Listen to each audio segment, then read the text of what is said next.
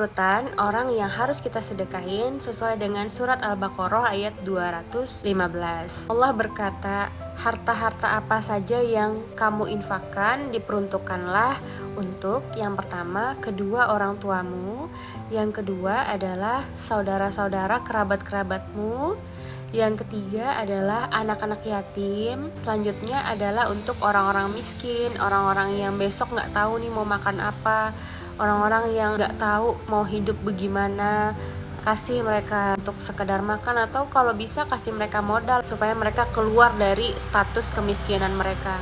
Yang terakhir adalah berikan kepada orang yang dalam perjalanan, yang kehabisan bekal. Mungkin orang-orang yang kelihatannya kayak terlantar di jalanan, atau orang yang gak bisa pulang kampung, yang benar-benar kehabisan bekal. Dia mungkin mau merantau tapi gak bisa pulang.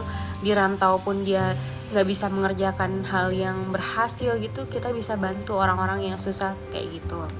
Dan Allah bilang, apapun yang kamu kerjakan Allah maha mengetahui. Kita sering salah kaprah ya. Kita kalau punya uang langsung maunya ke yatim piatu, ke panti asuhan gitu, atau ke orang-orang miskin. Ya bagus sih, tapi kita lupa orang tua kita masih membutuhkan banyak hal juga. Kita abai sama orang tua kita juga abai sama saudara-saudara kita. Mungkin paman bibi kita, sepupu kita, itu kan termasuk kerabat ya, nomor 2 yang harus kita sedekahkan setelah orang tua kita. Nah kita carinya yang jauh-jauh dulu nih, langsung ke panti lah, langsung kemana, itu bagus juga. Tapi jangan sampai kita melewatkan orang-orang yang terdekat kita dulu.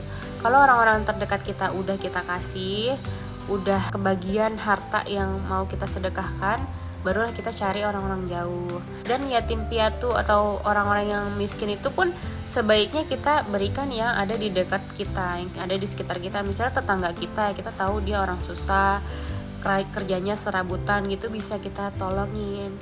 Dan dalam hadis Rasulullah juga menyuruh kita untuk menampakkan nikmatnya Allah pada diri kita. Jadi kita jangan abai juga sama diri kita.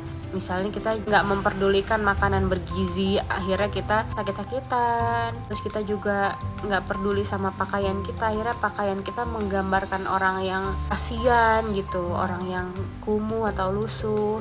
Atau kita gak memperdulikan kendaraan kita, sehingga mungkin bisa membahayakan kita jarang ganti oli atau jarang servis gitu kan. Itu termasuk sedekah untuk diri kita sendiri.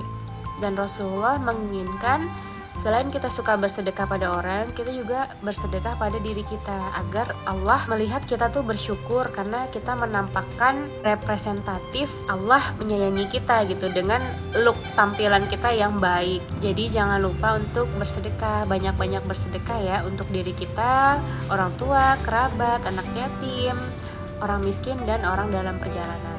Semoga hartanya berkah.